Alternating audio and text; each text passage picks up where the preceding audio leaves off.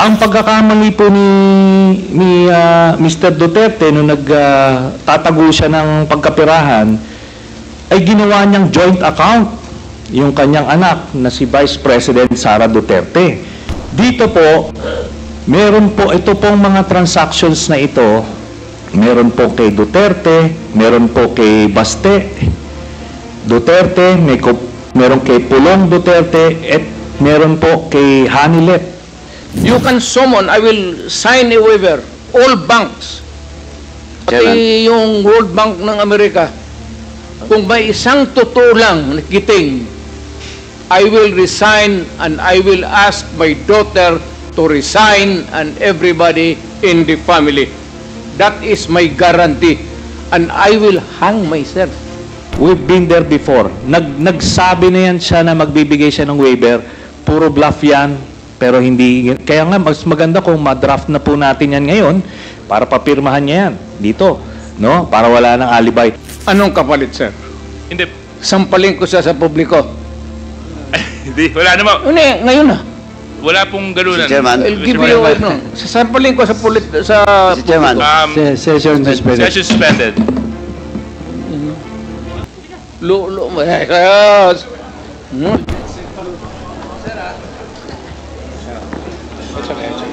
Sabi.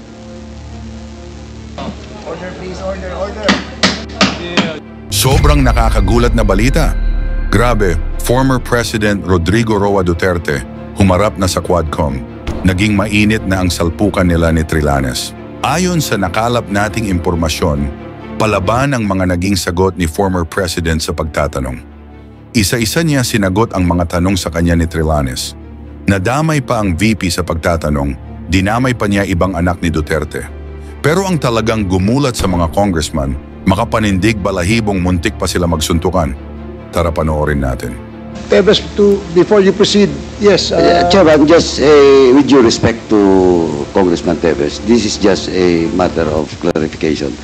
Kasi po, if giving due courtesy to a colleague in the House, we should not invite, I think it's just proper, Mr. Chairman, that we should not invite Congressman Pulong Duterte. He should be present voluntarily if he wants. Just giving due courtesy, Mr. Chairman, to a colleague in the House. The COMSEC is directed to send notice to our colleague, Congressman Pulong Duterte, to attend the next committee hearing of the Quadcom. So, please proceed, Congressman Bong Tebes. The next question po, Mr. Chairman. According to our former Senator Trillanes, piki ang war on drugs ng ating dating Pangulo. Bakit po kaya sinabi na piki in war on drugs? Siguro pwede nating tanungin si former Senator Trillanes, bakit nasabing piki ang kanyang war on drugs ng mga nakaraang administrasyon? Have you taken your oath, former Senator Trillanes? Please administer the oath first of Senator Trillanes before we ask him questions. Please raise your right hand. Do you swear to tell the truth, the whole truth, and nothing but the truth in this congressional inquiry, so God may help you? The oath has been administered, sir. Okay, thank you, Comsec. Please proceed, Congressman Bong Tebes. According po kay former Senator Trillanes, sinabi po niya na piki ang war on drugs nung panahong administrasyon ni former President Duterte. May I ask to former Senator, bakit po niyo sinabi na piki ang war on drugs? Ang statement po na yon na peke po ang war on drugs ni Duterte noong nakarang administrasyon. Ito po ay bunga nung nakalap namin na impormasyon at ebidensya nung kami ay nag-iimbestiga nila Senator Laila de Lima at dun sa aming sariling pagkalap na impormasyon at base na rin dito po sa testimonya, Mr. Chairman, ni Arturo Las Cañas sa ICC na naisumite niya at nagkaroon na rin ng kopya dito po sa Quadcom.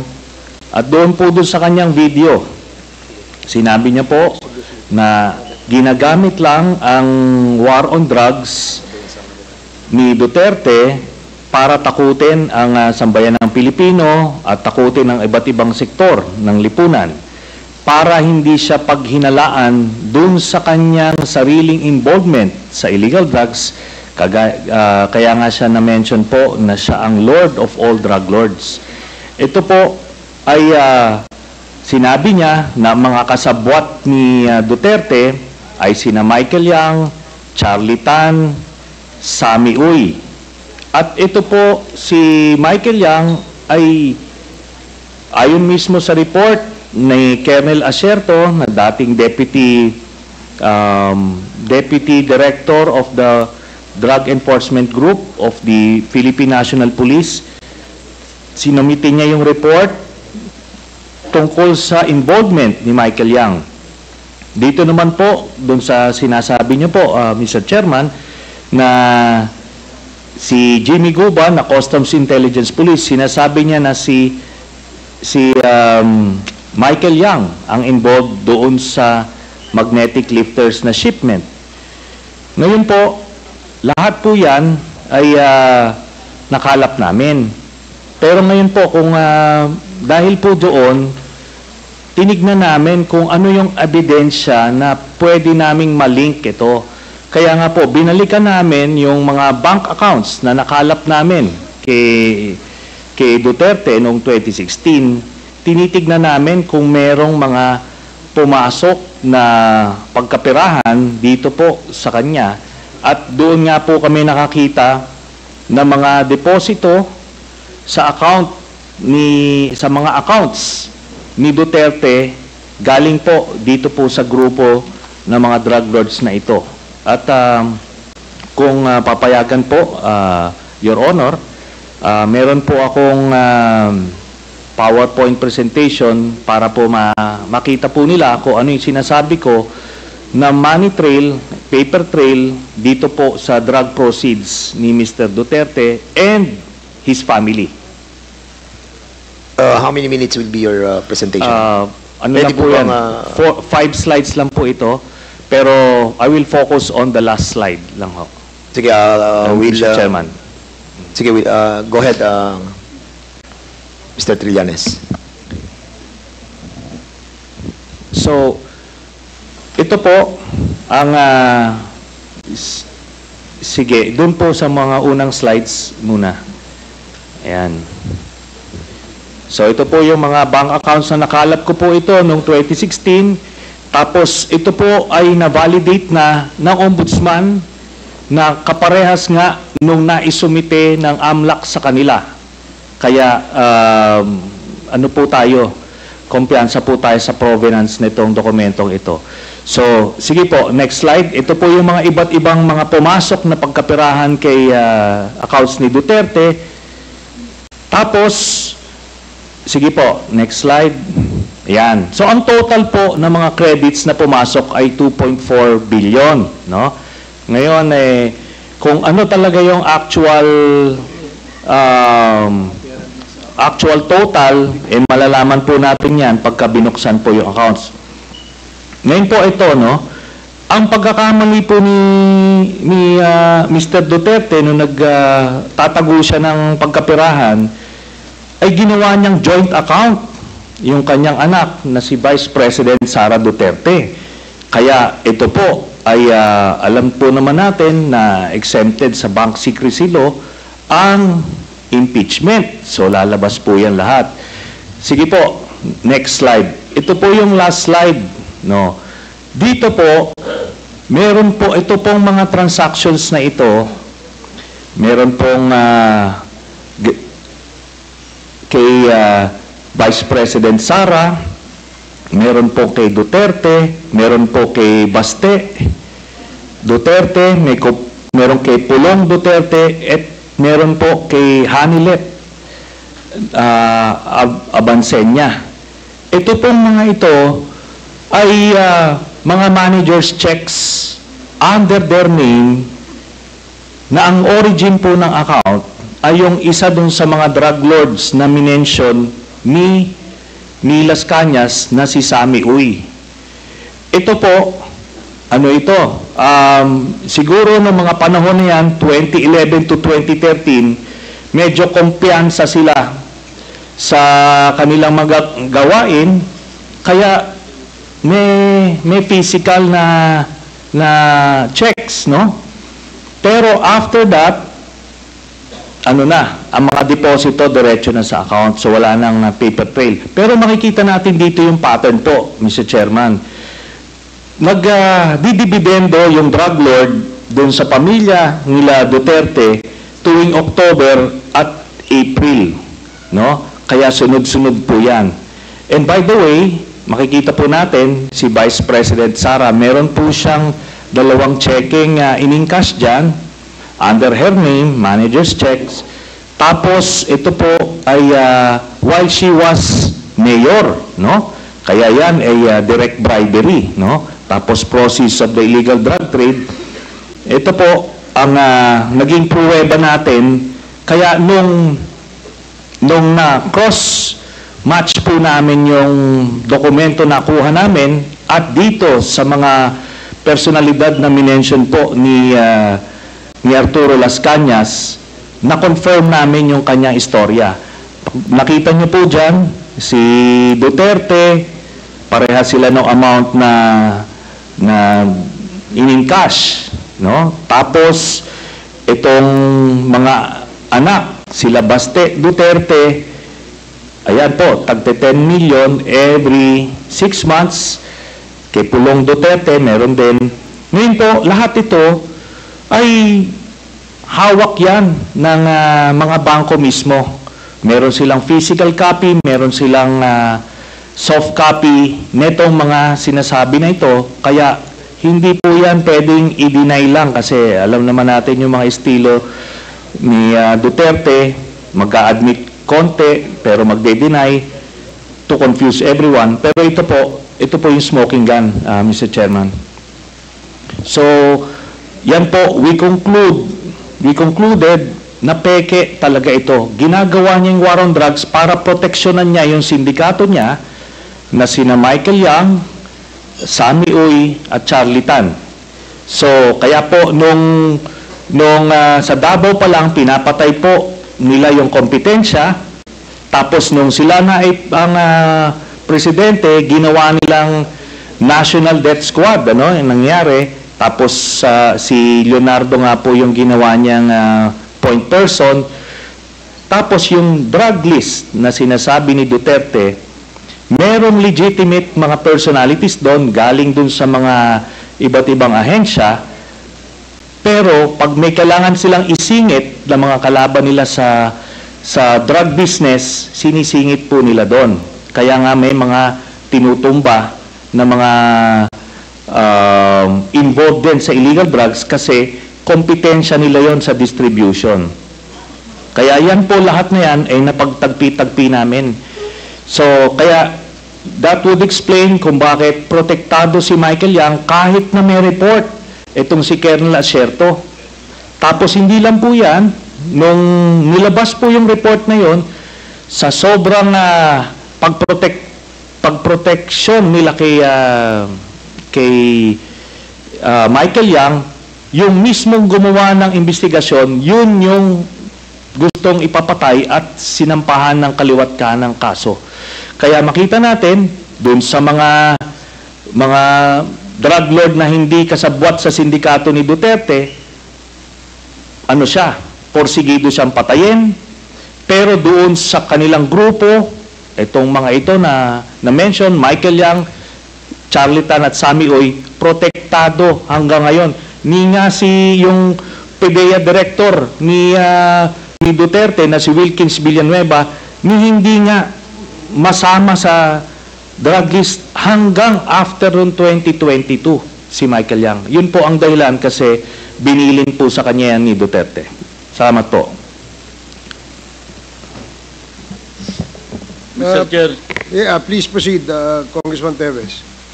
May I Mr. ask Chairman. the former President kung alam niyo po ba na kinasuhan po ni former Senator Trillanes sina Congressman Paulo Duterte, Attorney Mans Carpio for drug smuggling? Hindi ho.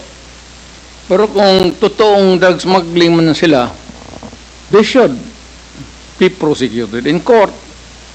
And if convicted, they should serve sentence in jail. Hindi dahil, hindi ko pipigilan yan. Kung anak ko, kung totoo. Ngayon, yung narration dito hindi ko kilala itong taong to, forgot his name. Your Honor, if there is an iota of truth, ayuta lang, baski konti lang, you can find out, may nilagay siya ng records. Now, I'm willing to execute an affidavit or kayo na lang to summon the banks pursuant to my waiver. Kung may totoo lang baski isa, I will hang myself in front of you.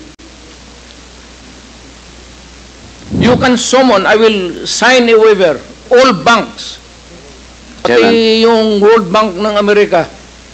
Kung may isang totoo lang nakiting, I will resign and I will ask my daughter to resign and everybody in the family.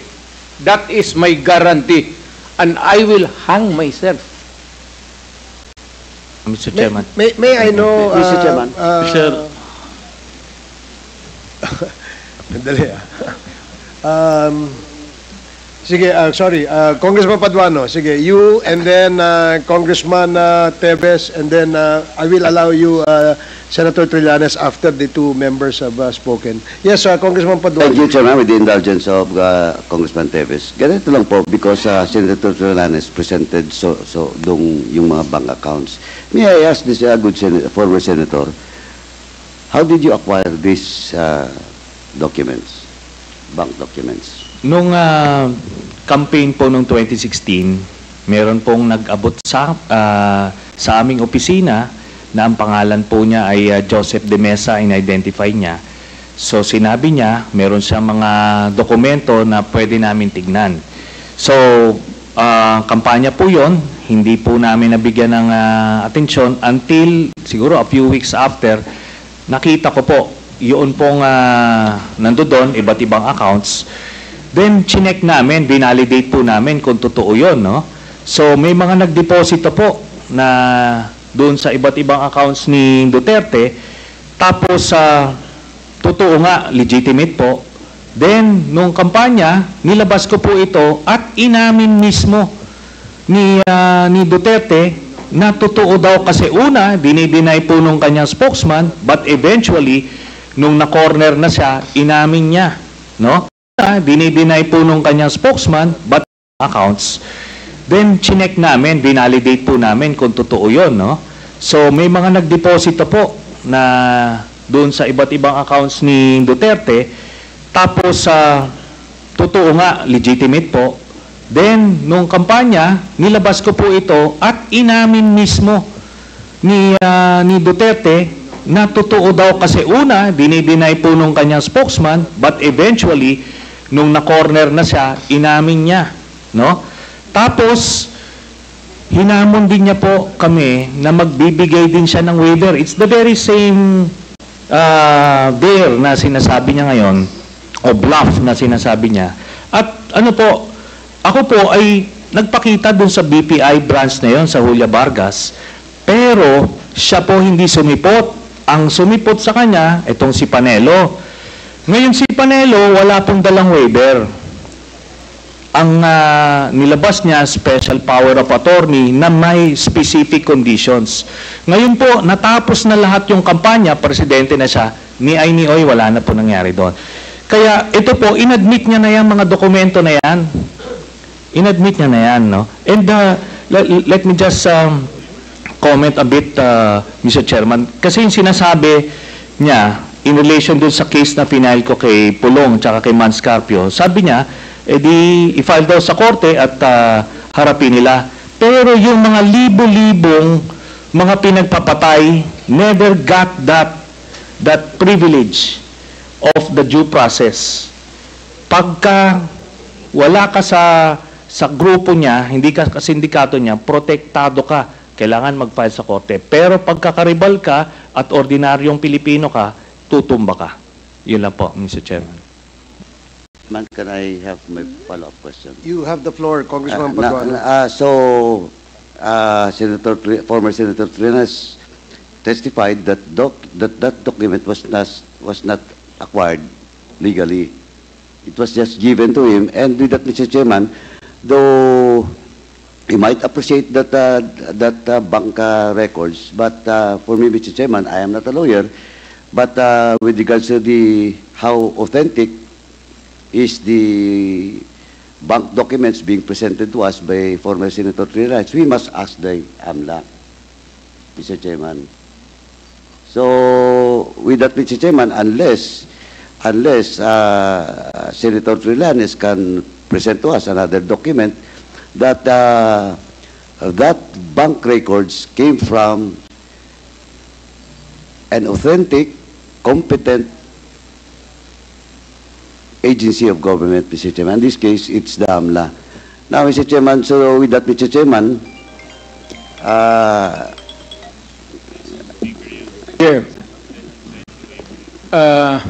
This is a very serious accusation. So, Mr. Chair, Mr. Chair, Congressman point of order. Paduano has asked the floor, but with the Yes. indulgence of No, I think the chairman has ruled a while ago the sequence of those people present in this hall to answer.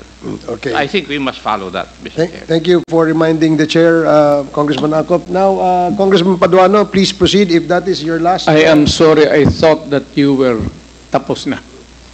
Thank you, Mr. thank President. you, Mr. President. Anyway, Mr. President, now with that, Mr. Chairman, and the former President has, a while ago, has a commitment to waive his right with regards to all the bank accounts that was mentioned by former Senator Trillanes. Now, Mr. Chairman, pwede naman parallel yan, AMLAC, at the same time, yung waiver if the former President will sign a waiver with regards to all those bank accounts. Thank you, Mr. Chairman. I will sign it, the document, tomorrow. And I will hand it kasi magagawin pa ng abogado. But I said, if there is an iota of totoo yung sinasabi, I will hang myself in your presence. I will invite you all to be a witness. Okay, thank you, Mr. Chairman. Congressman Paduano. Si Congressman Bong Teves, and then I will allow former Senator Trillanes after Congressman Bong Teves. Thank you, Mr. Chair. This is my last question. Siguro naman, first, Mr. President, lahat po na tinanong ko po sa inyo ay galing po yan kay Mr. Jimmy Guban. Not for me. At kasi po ay na-invite na natin siya rito bilang isa sa mga resource person sa mga naunang hearings. And then, may I ask Mr. President, for my last question, given na po na na-acquit si former Senator Laila de Lima sa mga kaso niya tungkol sa drugs, as now, Mr. President, naniniwala pa rin po ba kayo na si former Senator de Lima ay queen of all drugs lords? Sir, I go by what is the reality of the day. Pag sinabi ng korte, inosente si de Lima, inosente si de Lima. Wala tayong magawa dyan. Kung magsabi ang korte, guilty si Duterte, wala rin kayong magawa dyan. That's a democratic process. Ibig sabihin po, Wala. nagkamali tayo ng pag-ahusga, pag-akusa kay former Senator De Lima. Thank you very much, Mr. Chair. Okay, former Senator Trillanes, you are now recognized. Maraming May I- salamat, Mr. Chairman. May I After, be- Mr. President, after the former Senator, the Chair will recognize you po. May I be given... Yes, yes. Going to the bathroom? Okay, okay. We'll have a 2-minute suspension.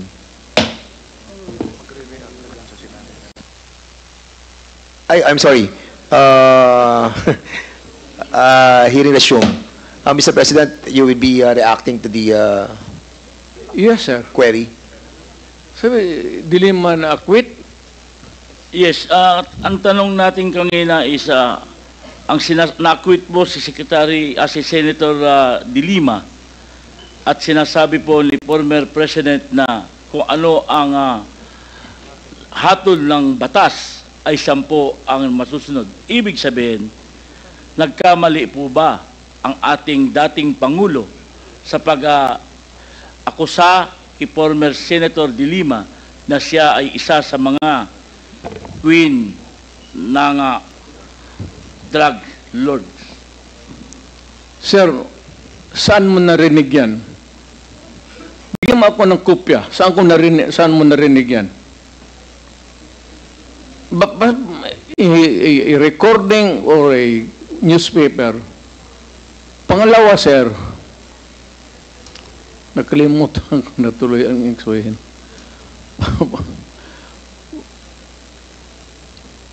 You know,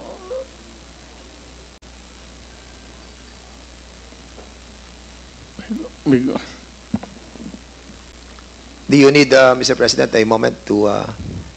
I'm just collecting my mind, sir. Okay, go ahead. Naipon na kasi. We'll give you time, Mr. President. For the meantime, the Chair would like to recognize... May I Yes, ask sir. for a recess of just 1 minute? Yes, we'll give you a 2-minute suspension. The hearing is suspended. Hearing resumed. Mr. President, Yes, Your Honor. Nalilito na ako kung anong sabihin ko. Pero sabi ko kung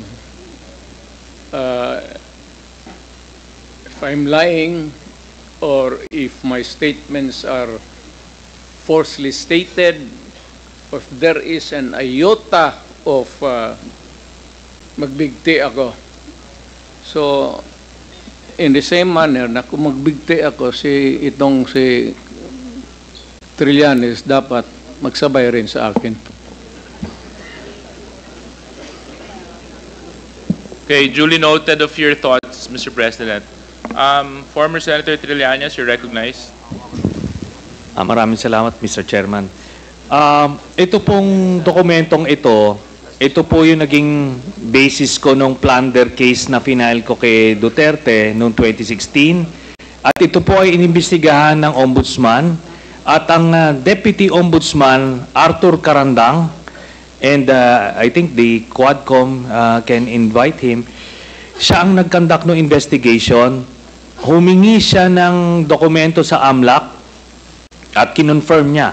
And because of that, tinanggal ni Duterte si Deputy Ombudsman. Now, aside from that, so pwede natin, suggested by Chairman Paduano, na yung AMLAC mismo, unless, since hindi naman na siya incumbent, pwedeng ma-access yun with the waiver. Pero we've been there before. Nagsabi na yan siya na magbibigay siya ng waiver. Puro bluff yan. Pero hindi, kaya nga mas maganda kung ma-draft na po natin yan ngayon para papirmahan niya yan dito, no? Para wala ng alibay. Pero ito po, I'll be presenting later on, Mr. Chairman, a video of his actual admission of these accounts. No? So, ito naman pong mga cheque na in-encash, in-extract lang namin from that long list. Mga managers checks po yan, hindi nawawala sa system po yan. And Later on, well, ano rin yan, exempted sa impeachment cases, kaya pwede po lumabas yan, ipepresenta po yan. That's the smoking gun ng proceeds of the illegal drug trade ng Duterte crime family. Salamat po, Chairman. Thank you very much, Sir, former I have to Senator respond Trillanes. to it. This Former guy President, is with all due story. respect, with all due respect, I'll have to follow the rules. Yeah. I will give you time later, Mr. President. I will give you time later. Just so that we can put to rest this issue of waivers, because it's been going back and forth. Will the former president be okay that if we draft the waiver now, that it be signed today instead of tomorrow? Will you be fine with that, Mr. President? Anong kapalit, sir? Hindi. Sampalin ko siya sa publiko. Hindi. Wala naman. Ngayon na. Wala pong ganunan. Mr. Chairman. I'll give you no. Sasampalin ko sa Mr. Chairman. Session suspended. Session suspended.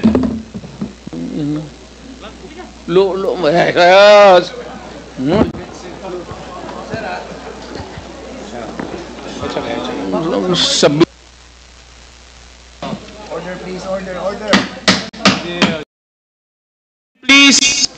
Please observe proper decorum. We are in a committee hearing.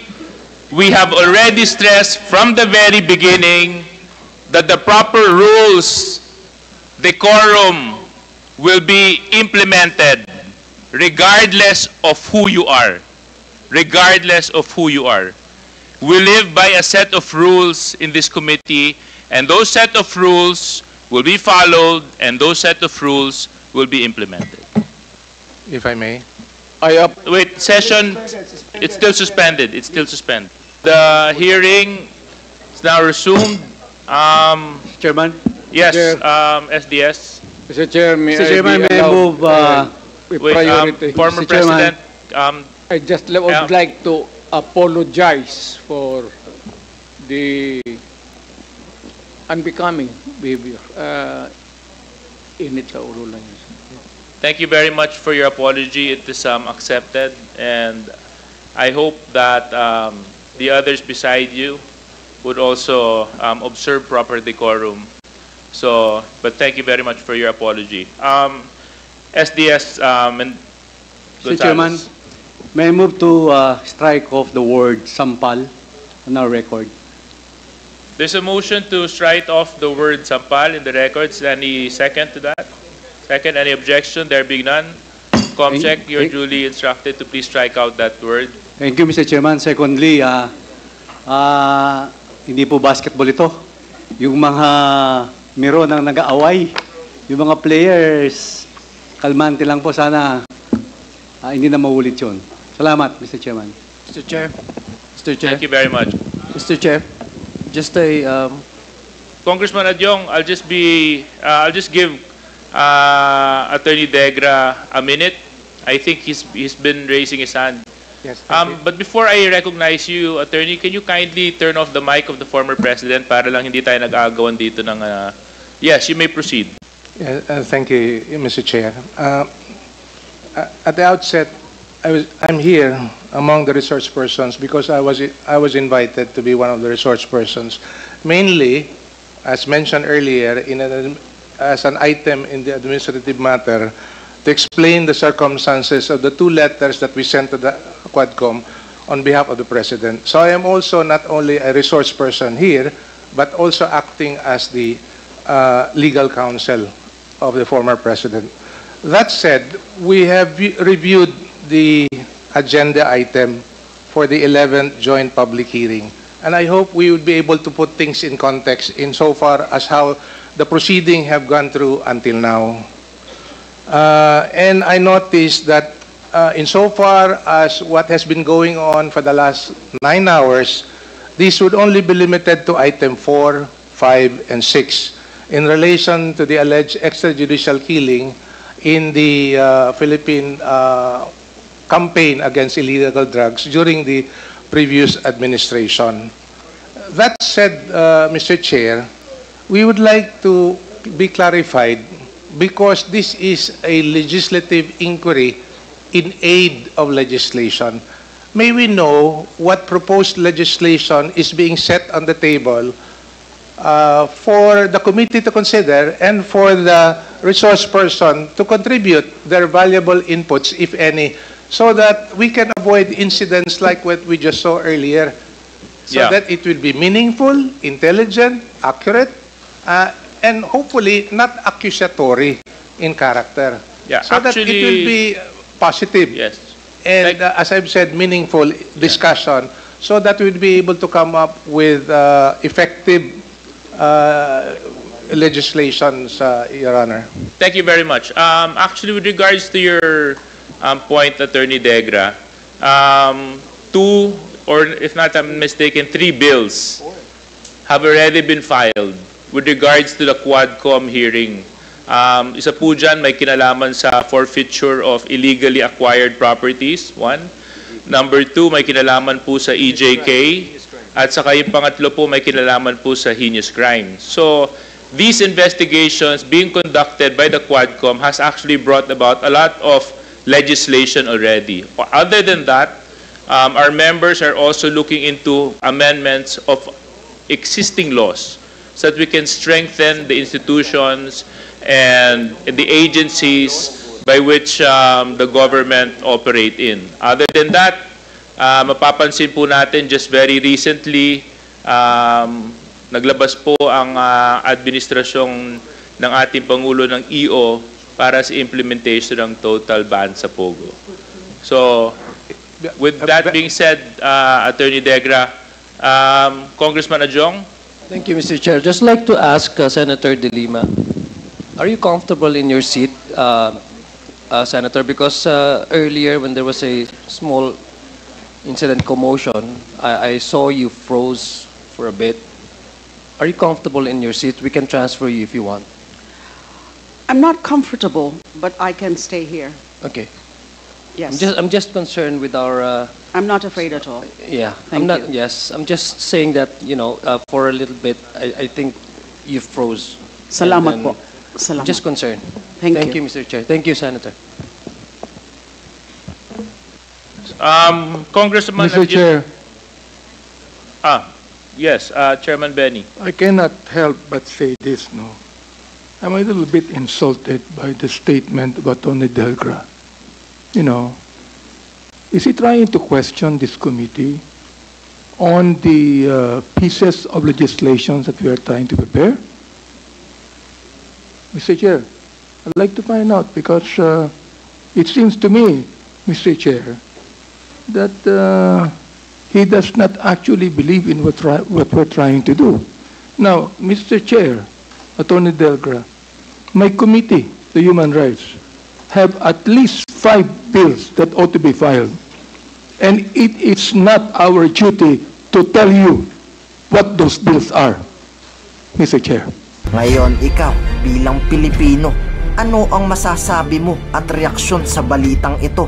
Mag-iwan ka ng komento sa ibaba at atin pong babasahin isa-isa.